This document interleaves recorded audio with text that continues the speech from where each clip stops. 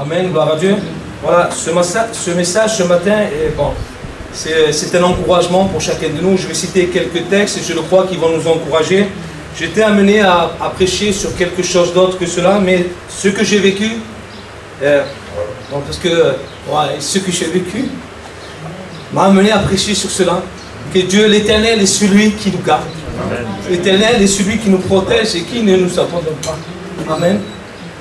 Donc on va prendre la parole de Dieu, on va citer quelques textes. Ça se trouve dans le chapitre 121 des psaumes. Et c'est un psaume où Dieu dit qu'il nous garde. Il est l'Éternel qui nous garde et qui nous protège. Amen. Je vous raconterai mon espérance tout à l'heure. Donc voici ce que dit la parole de Dieu. Je lève mes yeux vers les montagnes. D'où me viendra le secours? Le secours me vient de l'Éternel qui a fait les cieux et la terre. Il ne permettra point que ton pied chancelle. Celui qui te garde ne sommeille point. Voici, il ne sommeille ni ne dort celui qui garde Israël. L'Éternel est celui qui te garde. L'Éternel est ton ombre à ta main droite. Pendant le jour, le soleil ne te frappera point, ni la lune pendant la nuit. L'Éternel te gardera de tout mal. De tout mal. Il gardera ton âme. Dans d'autres versions, il dit, il gardera ta vie. L'Éternel gardera ton départ et ton arrivée dès maintenant et à jamais. Dès maintenant et à jamais. Combien cela doit nous encourager, nous rassurer ce matin, que Dieu nous garde de tout mal. Mais quand Dieu dit qu'il nous garde de tout mal, ça ne veut pas dire qu'il n'y aura pas des embûches sur le chemin, il n'y aura pas d'opposition sur le chemin, il n'y aura pas de persécution, parce que je serai contre la parole de Dieu. Au contraire, la parole de Dieu dit que le malheur atteint souvent le juste, mais l'Éternel l'en délivre toujours. Toujours, il garde tous ses os. Aucun d'eux n'est brisé, dit la parole de Dieu. Il dit, il garde notre âme, il garde notre vie, il te gardera de tout mal. Et est-ce que ça vous rassure que Dieu garde notre départ et notre arrivée? Tiens, là, il y a les vacances. Est-ce que ça te rassure ce matin que Dieu te dit, mais moi je garde ton départ, là où tu vas aller, je ne sais pas à quel camping tu vas aller en Corse, tu vas aller à Fréjus, tu vas aller à Béziers, tu vas aller, que sais-je moi, mais Dieu garde ton départ et ton arrivée, dès maintenant et à jamais. Ça te dit, même si c'est dans cette vie, mais il continuera à te garder pour l'éternité. Même quand tu marcheras à l'ombre de la vallée de la mort, il dit, tu ne crains rien parce que je serai avec toi. Même là, il te gardera et il te protégera. Donc ça doit nous rassurer. Mais nous allons voir qu'il y a une condition. Tout à l'heure, Gabriel disait dans sa prière, Seigneur, parce que je t'obéis, tu me gardes. Il y a une condition. Et nous allons voir dans le psaume 91, une condition qui Dieu ne garde pas tout le monde. Dieu garde ceux qui lui appartiennent. Il garde ses fidèles. Il garde ses enfants. Je ne dis pas que Dieu ne garde pas les autres, mais Dieu garde surtout ses enfants, ses fidèles. Et dans le psaume 91, il dit, celui qui demeure à l'abri du Très-Haut repose à l'ombre du Tout-Puissant. Je dis à l'Éternel, il est mon refuge et ma forteresse, en Dieu je me confie. En lui je me confie. Mais il dit, celui qui demeure. Donc il y a une condition, demeurer dans la présence de Dieu. Est-ce que ce matin, Dieu vous poserait la question, il me la poserait ce matin, est-ce que nous sommes de ceux qui demeurent dans la présence de Dieu? Est-ce que nous sommes de ceux qui sont attachés au Seigneur? Est-ce que nous sommes de ceux qui passent du temps dans le Seigneur? Demeurer, Jésus dira, celui qui demeure en moi et en qui je demeure portera beaucoup de fruits. Et nous allons lire ce passage tout à l'heure. Mais il y a une condition, il faut que tu demeures dans la présence de Dieu. Et nous voulons être de ceux ou celles qui sont près du Seigneur.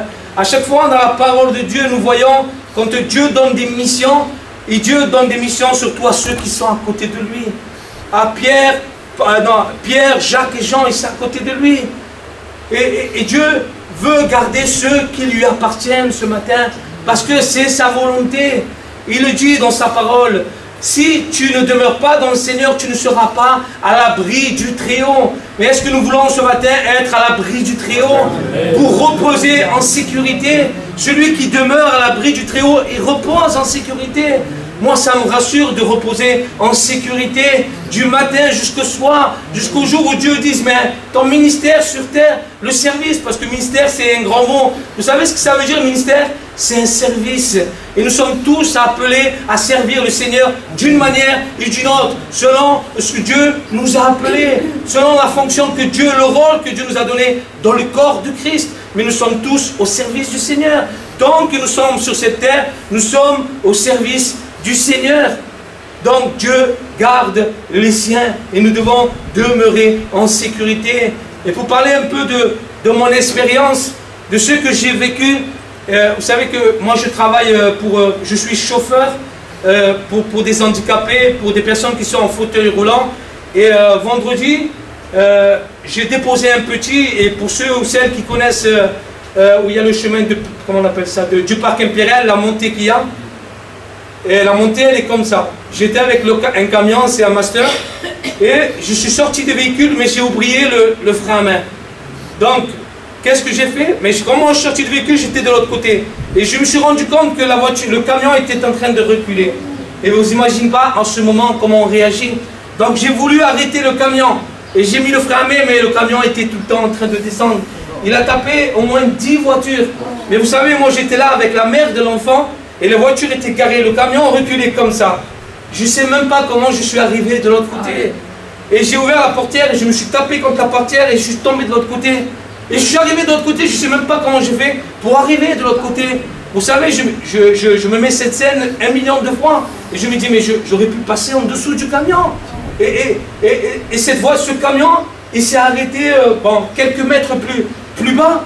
Il a tapé contre le pneu et s'est arrêté. Parce que s'il s'aurait arrêté, pour ceux qui connaissent, plus bas, ça aurait fait des dégâts. Vous savez, je prends des personnes handicapées qui sont vraiment handicapées. Ils ont des problèmes, ils ont, comment on appelle ça, un coxé là. Et ça les maintient. S'ils tapent contre une voiture ou que sais-je moi, ça fait des gros dégâts. J'avais peur pour eux et j'ai eu peur pour moi. J'ai eu peur aussi pour la femme qui était là. Mais moi je le crois de tout mon cœur. Dieu m'a amené à apporter ce message parce que Dieu m'a protégé. Et à ce moment-là, on se pose tout un tas de questions. On se dit, mais Seigneur, pourquoi il m'arrive cela?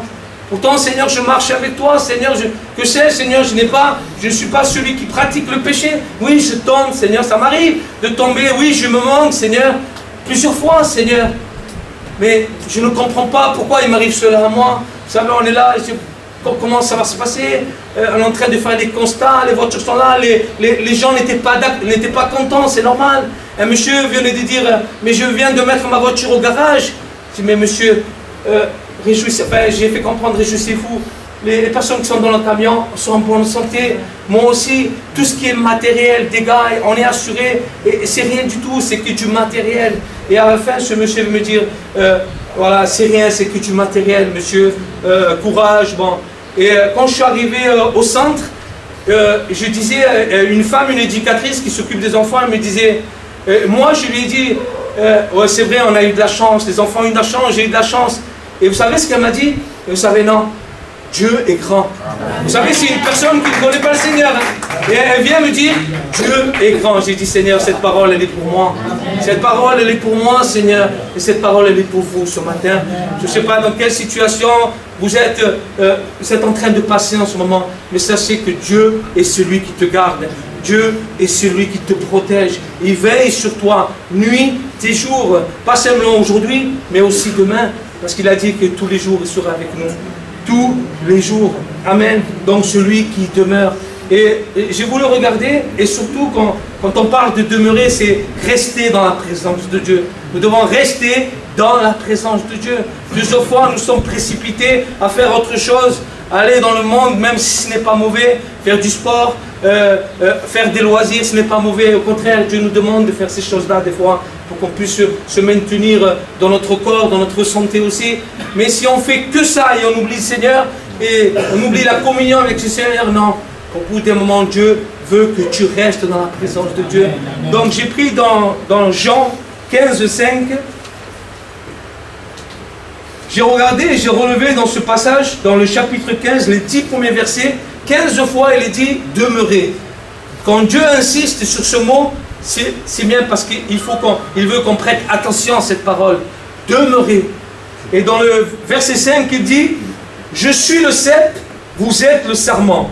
Celui qui demeure en moi et en qui je demeure porte beaucoup de fruits, car sans moi, vous ne pouvez rien faire.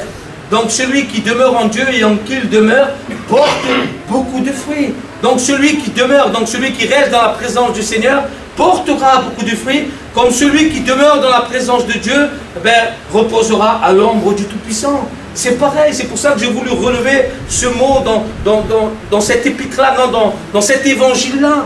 C'est pour que Dieu nous rappelle que nous devons demeurer dans la présence du Seigneur, pour que Dieu puisse nous garder et pour qu'on puisse aussi porter du fruit, et beaucoup de fruits, non pour nous, mais surtout pour la gloire de Dieu. Les fruits qu'on porte, ils sont pour la louange et la gloire du Seigneur. Donc nous devons demeurer dans la présence de Dieu. Amen. Si Dieu insiste, rappelez-vous cela, quand Dieu insiste dans la parole de Dieu, dans le Deutéronome, il parle aujourd'hui. Il répète aujourd'hui. C'est parce que Dieu veut insister sur ce mot. Aujourd'hui, rappelle-toi que tu es capable de repartir à zéro avec le Seigneur. Aujourd'hui, comme une page blanche où rien n'est écrit dessus. Aujourd'hui, si tu te répands et tu te reviens au Seigneur, mais Dieu te remet dans le droit chemin. Dieu te repositionne dans le troupeau, dans les brebis de Dieu. Mais Dieu te remet dans le droit chemin ce matin. Mais il te demande de te repentir. Celui qui avoue et délaisse obtient miséricorde. Mais il faut avouer et délaisser pour obtenir miséricorde. Plusieurs fois on demande pardon, mais on continue dans nos péchés. Seigneur, je te demande pardon. Parce qu'on a un peu cette conscience avant de prendre la Sainte Seine.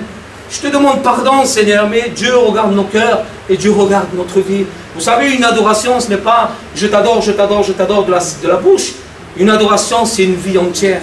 C'est toute une vie. Moi, quand j'adore le Seigneur, c'est ma vie qui adore le Seigneur. C'est mon témoignage. C'est ce que je fais au quotidien qui adore le Seigneur. Ce n'est pas parce que je viens à l'église, je te dis Seigneur, je te loue et je t'adore et je te demande des pardons. Et ma vie continue comme si de rien n'était. Elle continue la même. Si je vis dans la fornication, dans l'adultère, dans le mensonge, dans les choses interdites, dans le vol, dans les trafics, et je viens demander pardon, et je continue dans ces choses-là, celui qui avoue et délaisse obtiendra miséricorde de Dieu. Miséricorde de Dieu. Amen. Alléluia. J'ai voulu prendre dans 1 Samuel 2,9, c'est le cantique d'Anne. Je ne sais pas si vous connaissez un peu l'histoire d'Anne. Anne priait parce qu'elle était stérile et Dieu a exaucé sa prière. Dieu a exaucé la prière d'Anne et elle a enfanté. Elle a dit, Seigneur, si tu me donnes un fils, ce fils sera consacré à l'Éternel. Et Dieu a exaucé sa prière et cet enfant s'appelle Samuel. Dieu a entendu. Et c'est un cantique que Anne a fait, mais je vous le relever. Le chapitre 2, le verset 9. Regardez ce qu'il dit. Et moi, ça m'a frappé. Ça revient à ce que je disais à celui qui demeure. C'est le cantique d'Anne. Il dit dans le verset 9, il gardera les pas de ses bien-aimés. Il gardera les pas de ses bien-aimés. Vous savez, quand on lit ce verset, ça nous donne à réfléchir. Ça veut dire quoi? Que Dieu garde ceux qui sont aimés de lui. Dieu garde ceux qui sont aimés de Dieu. Est-ce qu'il va garder ceux qui ne sont pas aimés de lui? Quand Dieu dit c'est ma bien-aimée, c'est mon bien-aimé, c'est qu'il te considère comme son enfant. Amen. Comme son enfant, comme sa fille, comme son fils, c'est mon bien-aimé. Il appelle l'église mon épouse, ma fiancée, ma bien-aimée. Il appelle l'église de Jésus-Christ ce matin ma bien-aimée. Et il est celle qui garde sa bien-aimée. Donc est-ce que nous sommes ce matin la bien-aimée du Seigneur? Le bien-aimé du Seigneur. Pour que Dieu garde nos pas, pour que Dieu te garde dans la marche, là où tu marches. Mais Dieu te gardera si tu es son bien-aimé, si tu es sa bien-aimée. Et moi, ça m'a frappé ce verset. Vous savez, des fois, on lit un peu la parole de Dieu et on ne s'arrête pas, on continue. Et quand, si on s'arrête sur les versets, combien la parole de Dieu, elle est riche. Là, il est dit dans un verset, je crois qu'il dit, la révélation de ta parole, elle éclaire. Elle nous éclaire la parole de Dieu. On est là, des fois, maintenant le Saint-Esprit. Et le Saint-Esprit nous éclaire dans sa parole. Donc, il gardera les pas de ses bien-aimés. Rappelez-vous de cela ce matin. Il gardera les pas de ceux ou celles qui marchent avec lui, qui lui appartiennent. Ses brebis, ceux qui lui appartiennent, ses enfants ce matin. Amen. Dans Ésaïe 27,3, Dieu parle de la restauration d'Israël, du peuple d'Israël, comme il parle à son peuple aussi. Il dit, moi l'Éternel, j'en suis le gardien. L'Éternel est notre gardien. Vous savez qu'est-ce que c'est un gardien? C'est celui qui garde. Vous savez, comme un gardien de sécurité, il veille, il garde, il protège. C'est ce que Dieu est pour nous. Je l'arrose à chaque instant, de peur qu'on ne l'attaque. Nuit et jour, je la garde.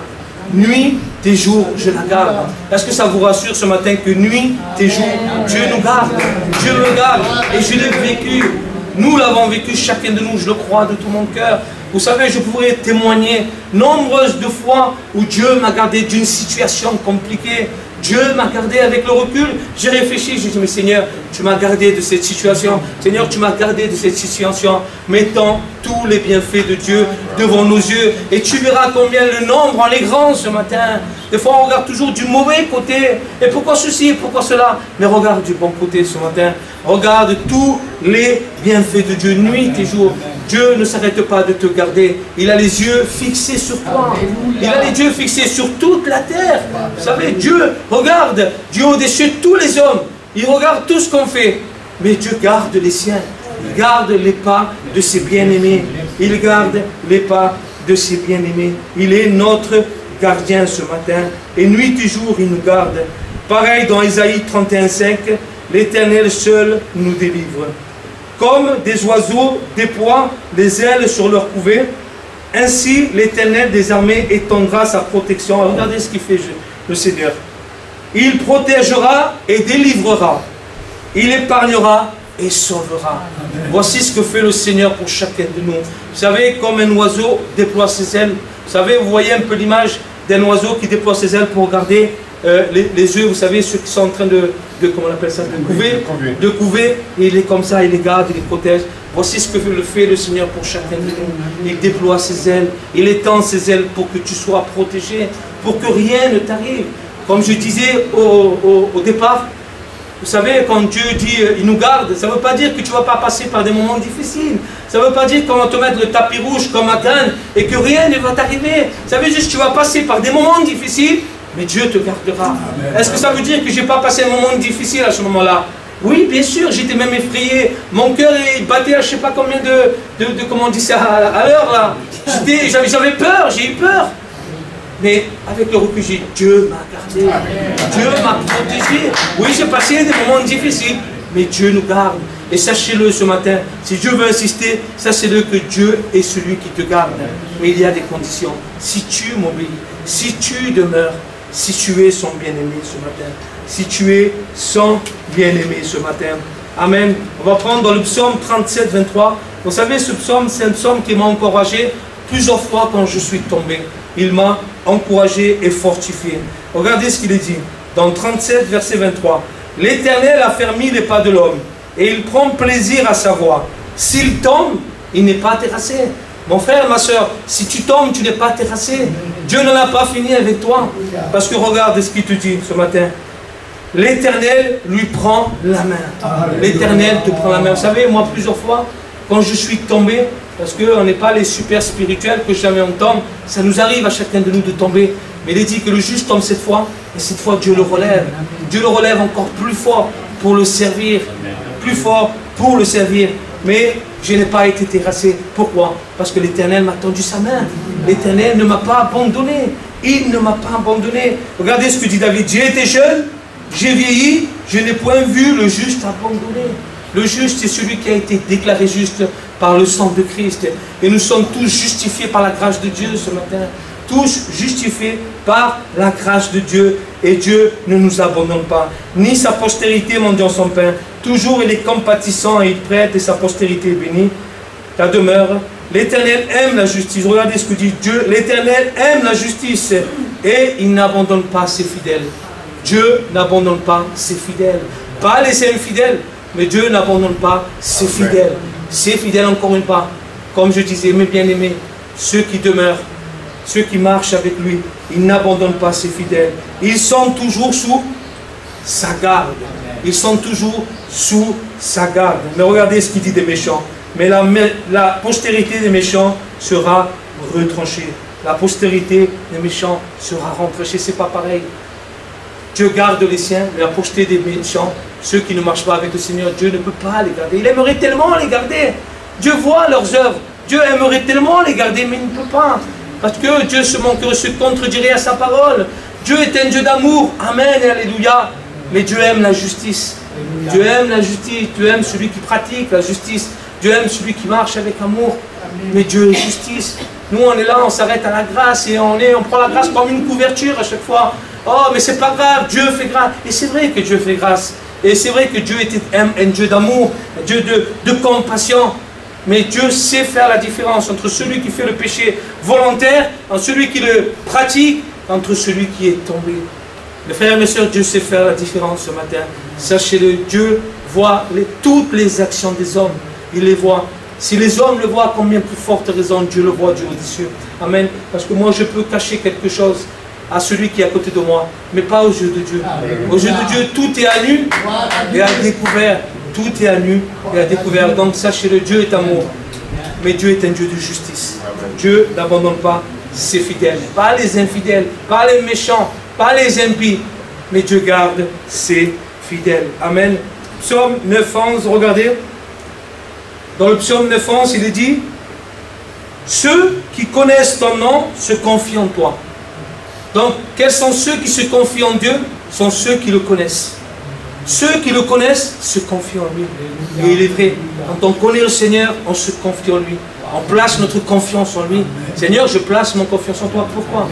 Seigneur, parce que je te connais.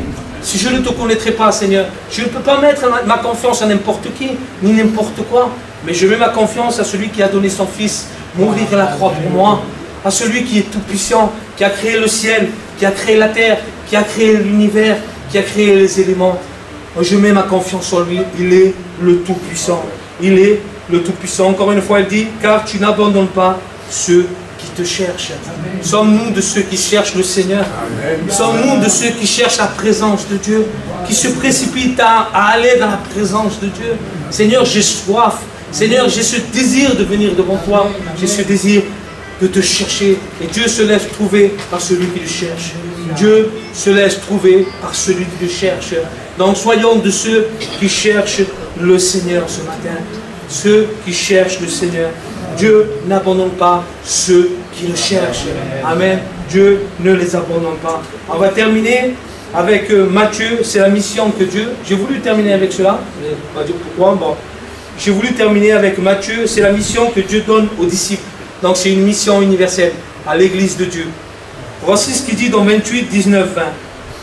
Allez, faites de toutes les nations des disciples, les baptisant au nom du Père, du Fils et du Saint-Esprit, et enseignez-leur à observer tout ce que je vous ai prescrit. Donc, Jésus est en train de s'adresser aux disciples. Il ne s'adresse pas aux autres, il s'adresse aux disciples de Jésus-Christ. Et il finit, il dit: et voici, je suis avec vous tous les jours jusqu'à la fin du monde. Tous les jours. Pourquoi j'ai voulu finir avec ce verset? Tous les jours, ça ne veut pas dire aujourd'hui, lundi et mardi, mais pas le mercredi, jeudi, vendredi. Des fois, nous, on croit que Dieu est avec nous le lundi, mais parce que nous sommes tombés, Dieu n'est plus avec nous le mardi. Non, je suis tombé, j'ai demandé pardon, Dieu sera avec moi le mardi, le mercredi, le jeudi, le vendredi, samedi, dimanche. Donc, il sera avec toi tous les jours, jusqu'à la fin du monde. Et ça doit nous encourager ce matin. Et ça doit nous fortifier que Dieu a promis. Ce n'est pas un homme qui a promis, mais c'est Jésus-Christ lui-même de sa bouche qui a promis aux disciples. Mais à qui? Aux personnes qui sont dans le monde ou à ses disciples? À ses disciples, à ceux qui lui appartiennent ce matin. Dieu nous gardera. Dieu gardera ton départ et ton arrivée. Il te protégera, il t'épargnera, il te sauvera. Et il te sauvera. Amen. Voilà, soyez encouragés par ces paroles. Sachez que l'Éternel est celui qui vous garde et il est celui qui me garde. Amen. Soyez bénis dans le Seigneur. Je vois l'espace qui nous sépare et la montagne insurmontable. La nuit se lève sur mon désespoir. J'appelle à toi quand tout est noir. Dans les ténèbres, ta bienveillance toujours éclaire mon âme. est accompli tel qu'il est écrit. Jésus-Christ, mon espérance.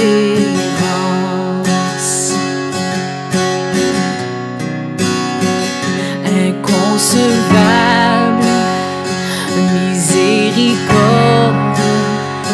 grâce insondable à l'infini, le Dieu des âges, laissant sa gloire, porte à ma honte et mon péché. La croix proclame, je suis pardonné, le roi des rois m'a pris le sien. Merveilleux sauveur auquel j'appartiens, Jésus-Christ, mon espérance. Alléluia, gloire à mon libérateur. Alléluia, la mort c'est dans sa faveur. Mes chaînes ont été brisées, en son nom je suis sauvé. Jésus-Christ, mon espérance. Alléluia, gloire à mon libérateur. Alléluia, la mort c'est dans sa faveur. Mes chaînes ont été brisées, en son nom je suis sauvé. Jésus-Christ, mon espérance.